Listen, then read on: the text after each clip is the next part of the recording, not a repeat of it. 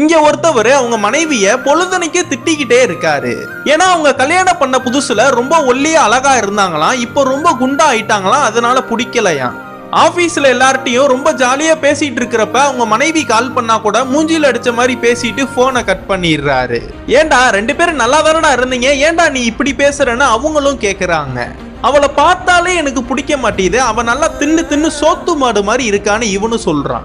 நானும் அவகிட்ட ரொம்ப வெயிட் ஏறிட்டே இருக்கு, வெயிட்ட குறடின்னு எவ்வளவோ சொல்லி பார்த்துட்டேன், ஆனா அவ கேட்கற மாதிரியே இல்ல. உங்களுக்கு அந்த பொண்ணை பிடிக்கலன்னா டிவோர்ஸ் பண்ணிருங்க, 2 பேர் வாழ்க்கையுமே கெடுத்துக்காதீங்கன்னு ஒருத்தர் சொல்றாரு. அதனால இவரும் அவங்க ஒய்ஃபு கிட்ட போய் எனக்கு டிவோர்ஸ் கொடுத்துருன்னு கேக்குறாரு.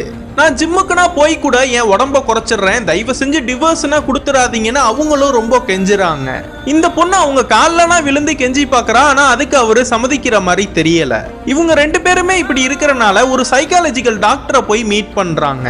உங்களுக்கு என்ன பிரச்சனை, நீங்க ஏன் இப்படி நடந்துக்கிறீங்கன்னு 2 பேர்கிட்டயுமே கேட்கும் போதுதான் ஆக்சுவலா நம்ம ஹீரோக்கு சின்ன வயசுல இருந்தே பிசினஸ் பண்ணணும்னு தான் ஆசை.